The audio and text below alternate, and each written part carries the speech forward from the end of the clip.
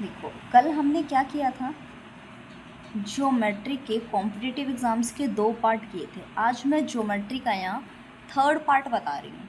ठीक है, पहली बात तो जो ये वीडियोस चल रही है कॉम्पिटिटिव एग्ज़ाम्स के, आपको किसी भी टाइप का एग्ज़ाम देना हो, आप कॉम्पिटिटिव एग्ज़ाम्स की वीडियोस को ज़रूर से ज़रूर देखें। सिंपल मैथ्स के साथ कॉम्पिटिटिव मैथ्स का आना बहुत ज़रूरी है। चाहे हम कॉलेज के मैथ्स कर रहे हैं, उसके बाद भी अगर हम किसी एग्ज़ाम को क्रैक करना चाहते हैं, कॉम्पिटिटिव मैथ्स इज़ कंपलसरी। अगर हमने +2 लेवल तक की पढ़ाई की है, उसके बाद हम कोई गवर्नमेंट जॉब अचीव करना चाहते हैं, तो उसके बाद भी हमें कॉम्पिटिटिव मैथ्स चाहिए। जब इतना कंपलसरी है ही, तो क्यों ना आज से ही अपने बेसिक को स्ट्रॉन्ग बना लिया जाए।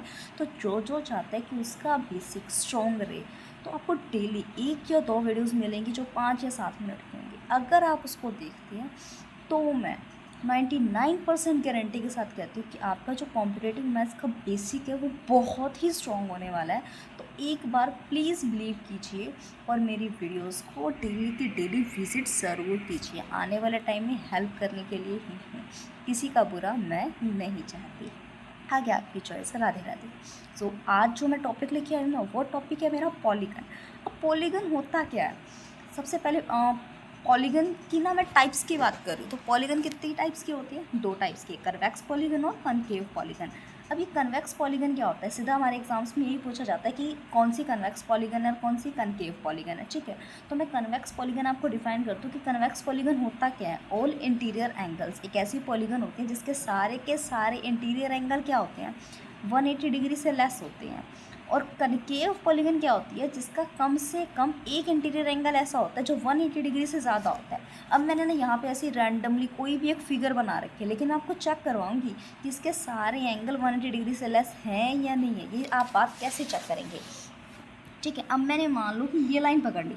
आपको क्या पता है, कल मैंने बताया था कि एंगल क्या होता है, किन्हीं भी 2 लाइन्स के बीच का, किन्हीं भी 2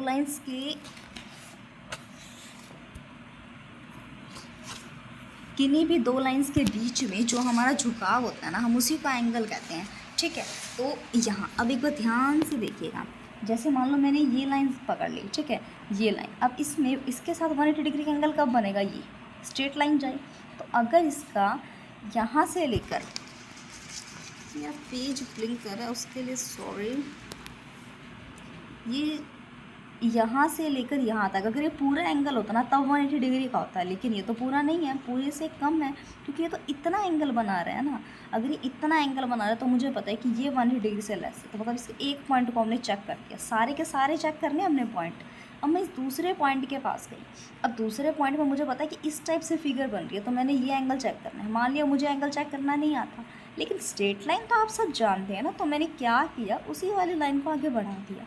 अब चेक किया क्या 180 डिग्री है या उससे कम है, मुझे पता चल गया ये कंप्लीट होता है ये 180 डिग्री का होता है, लेकिन इससे कम है तो इसका मतलब ये 180 डिग्री से लेस है। फिर मैं नेक्स्ट पॉइंट के पास गई, भाई ये भी मेरा 180 डिग्री से लेस है। जब मैं नेक्स्ट के पास गई तो नेक्स्ट में क्या हुआ कि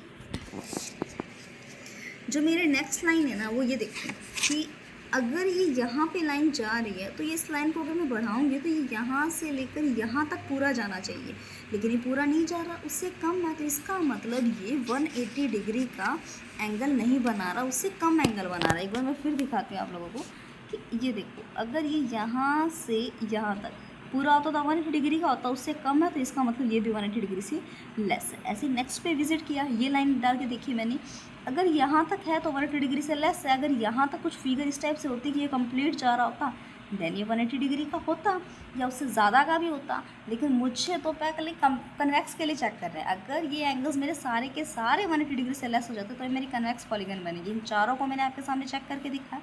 अब मैं इन 2 लाइन्स के बीच के एंगल देखना चाहूँगी, देखो मैंने एक स्ट्रेट लाइन खींच के देखी, तो यहाँ से अगर ये पूरा होता फिगर में कुछ इस टाइप से, देन तो ये 180 डिग्री का होता या उससे ज़्यादा का हो सकता है। ये मेरी लाइन कुछ ऐसी जा रही होती है कुछ भी, तो ये तो 180 डिग्री से लेस है। इसका मतलब जो ये मेरी पॉलीगन है ये तो मेरी कन्वेक्स पॉलीगन है। एक एग्जांपल मैंने और उठाया, मैंने रैंडमली कोई भी फिगर ड्रॉ किया। अगर मैं इसकी बात करूँ, ठीक है, मैंने कहा था ना कोई भी एक एंगल 180 डिग्री से अगर बड़ा हो जाए, तो मैंने इसको चेक करना था। आप लोग ये अगर देखें तो हो गया भाई 180 डिग्री से लेस है, तो इसको कहेंगे। लेकिन क्या कहा गया था, उसके इंटीरियर एंगल, अंदर वाला एंगल। अब मेरे को पता है कि ये मैंने कोई ऐसी फिगर रैंडमली उठा के बना दी और ये मेरी लाइन जा रही है, ये मैंने खींची मेरी स्ट्रेट लाइन। अब मैं यहाँ से यहाँ तक देखूँ तो हो गया 180 डिग्री। ठीक है, ये पूरा आप देखोगे, और ये इसमें हो रही है ये इंक्रीमेंट, तो एक ऐसा एंगल बना, ये तो प्लस मतलब 180 डिग्री में भी कुछ प्लस हो रहा है, ये तो 180 डिग्री से बड़ा एंगल है। और किसी भी, ये हमारी पॉलीगन जो जा रही है ना, उसके अंदर का एक एंगल है, मतलब कोई एक भी एंगल अगर 180 डिग्री से बड़ा है तो ये पॉलीगन मेरी क्या कहलाएगी, कनकेव पॉलीगन। अगर आपको समझ में नहीं आया तो आप कमेंट कर सकते हैं, फिर से आपके हर एक कमेंट को और आपकी हर एक डाउट को क्लियर किया जाएगा, बट केयरफुली अपने कॉन्सेप्ट्स को स्ट्रॉन्ग करने की कोशिश करें।